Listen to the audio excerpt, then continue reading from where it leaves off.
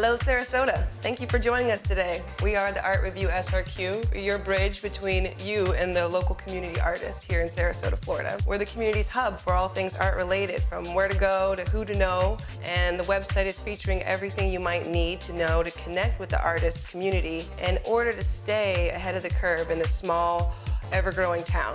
Join us on the website, artreviewsrq.com, to know how to participate in and support the local arts community here in Sarasota. Thank you again so much for joining us here, downtown Sarasota, for what we're very excited to be bringing you, which is the very first Art Review SRQ Artist Feature Video Interview. We're joining Louise Runion here at her studio downtown, where you can come see her work in person March 1st for her grand launch. So without further ado, this is our interview with Louise.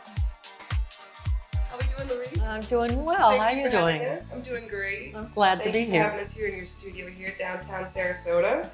Yeah, so we're just going to have a fast and loose interview where we're just going to give people an idea of who you are. Sure. So, first of all, you're born here? No, I was born in Washington, D.C. and lived in Maryland most of my life. And my husband and I, when we retired, we decided, I looked a long time before I kind of decided in Florida where I wanted to be. And so we just kept coming down here. I was teaching at the time, and so we was just, trying to see what it was like during the winter time and the summertime. And we just decided, heck, just going to do it. Snowbirds to full-time birds? Exactly, and because of the culture down here, that's what really drew us here.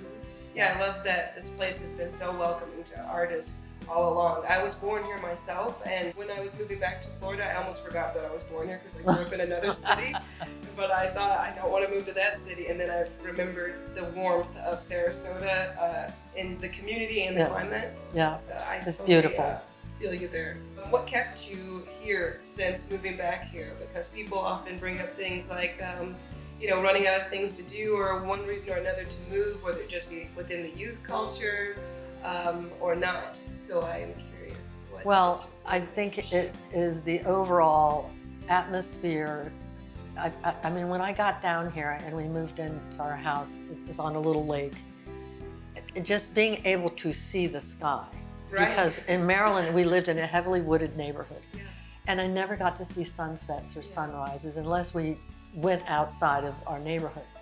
And it was just the most beautiful thing to me to be able to look at the sky and the clouds and the inspiration that it brings me. Yeah. The birds and miraculous. It is. The birds, they're just phenomenal. Yes. So I think because of the atmosphere and everything about Sarasota and where we are on the water and everything, it just keeps the inspiration coming. Yes. It never stops.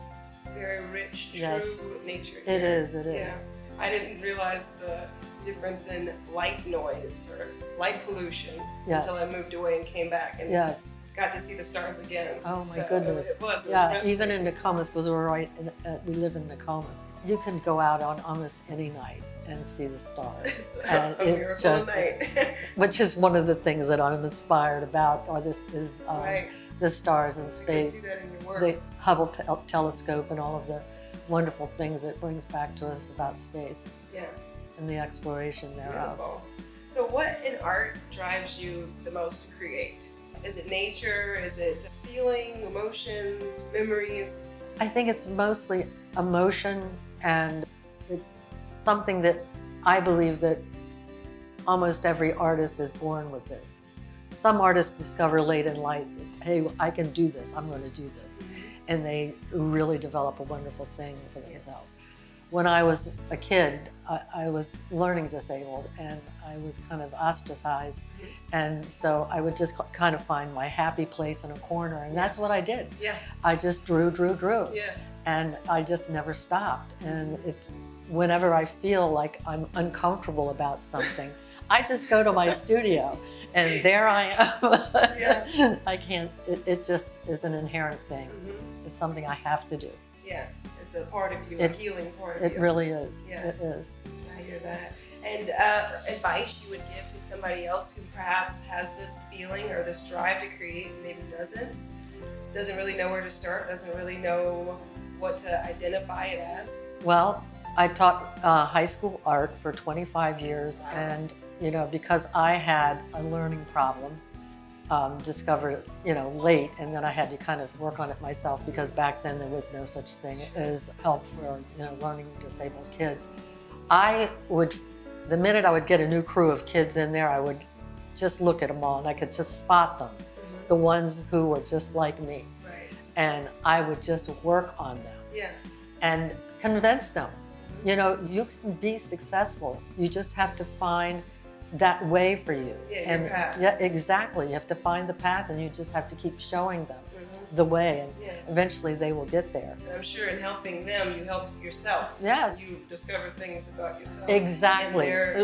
When I would walk around the room with all these kids in the studio class, I'd just get so excited, with them, and I would just say, you guys just don't realize how much I am actually learning from you. I look at each one of you and how you take a subject and you develop it in your own way. It's so exciting, and I think it's important for all of you to get up and walk around and look at each other's work so that you can get that same kind of inspiration and feeling. Yes. Because it really adds to how you develop your own work. We learn from each other constantly. Yes, it's like Michelangelo says, he's always a student. Oh my goodness, yes. Yes. You're just not growing. I'm still learning. So, great. So, to like the patrons of the arts, I always feel like there's this funny, fuzzy area for people that maybe don't understand how vital to be a patron of the arts or an appreciator of arts, to just come out to a show and come to see us out here setting up to just give the public something to do, good, clean fun that's, not about getting your senses distracted by things like electronics, things like that, to ponder an image and start that discussion with others. What would you like them to know about art from your perspective as an artist? Coming from, being a teacher, of course, I have to keep going back to that.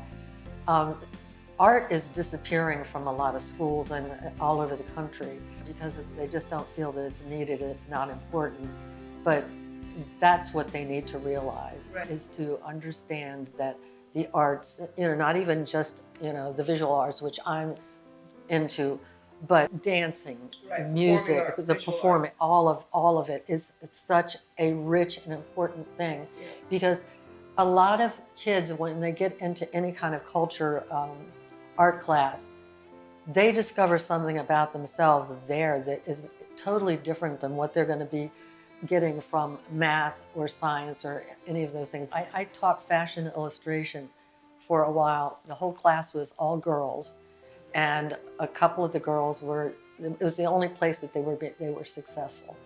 And the math teacher found out how successful they were in my class, and they had told the child, well, you're wasting your time down there.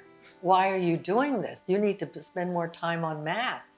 And when I found that out, I just went back up there and said, you can't destroy the dreams here. Right. This is a successful class. This is something where this child is becoming successful and learning, wonderful things about themselves. Of something. Exactly. Building some self-esteem Exactly. somewhere. So, that's just a small example. Certainly. But the fine arts all throughout, dancing, music, literature, all of it is so connected and extremely important in the school system. It makes me wonder, is there some kind of correlation between the disappearance of art in school and maybe some of this violence that is happening so young, whether it be with suicide or violence against one another, losing that sensitivity, that emotion of arts and education? It has to do with, the teachers spending enough time trying to delve into that mind of those children.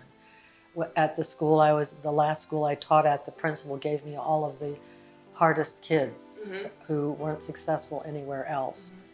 And I was just able to get something happening with them, and where they would feel comfortable and they calmed down. Yeah, well, thank you so much, Louise. My last question is just, how can we stay connected with you, and how, other than following us on the website to stay connected with you, how else could we find you and keep up with what's going on with you in the Louise Runion Gallery? Well, louiserunion.com, very easy to get to, and all the information is there, and I certainly hope that you will find me and look at some of my work. I'm constantly putting up new pieces. Can't wait for my little gallery to open up. It's going to be exciting. I'm excited. Yes. Well, thank you so much. It's Thank been a you. pleasure. Thank you guys for tuning in and checking us out here. And we do hope you follow up with Louise and come to see her work in person, because as always, there's nothing like coming to see work